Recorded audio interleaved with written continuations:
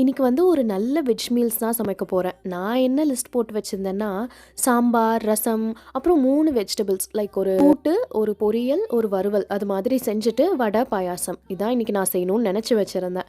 இதுல வந்து எல்லாமே என்னால செய்ய முடியுமான்னு தெரியல. ஏன்னா 2 டேஸா எனக்கு செம்ம கோல்ட் அண்ட் பாடி பெயின். அதனால தான் என் ஃபேஸ் கூட நான் வந்து வீடியோல காட்டல.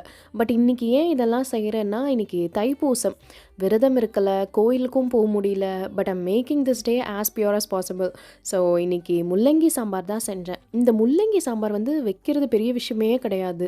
ஆனால் அந்த முள்ளங்கி இவ்வளோ குட்டி குட்டியாக இருக்கனால அதோட ஸ்கின்னை வந்து பீல் பண்ணுறதுக்கே ரொம்ப நேரம் ஆகுது எப்போவுமே. அண்ட் வாழைக்காய் வந்து நான் எப்போவும் வேக வச்சு தான் அப்புறமா மசாலா சேர்த்து குக் பண்ணுவேன். ஸோ இன்றைக்கி லன்ச் வந்து முள்ளங்கி சாம்பார், அப்புறம் மிளகு சீரகம், பச்சை மிளகாய், பூண்டு இதெல்லாம் இடித்து வச்ச ரசம், அப்புறம் வந்து பருப்பு பாயாசம் அண்ட் வாழைக்காய். இது கிருத்திக் வந்து ஆல்மோஸ்ட் சாப்பிட்டு காலி பண்ணியாச்சு. தென் கேரட், கேபேஜ் அண்ட் பட்டாணி போட்டு பொரியல் மாதிரி, அப்புறம் மசால் வடை. அவ்வளோ.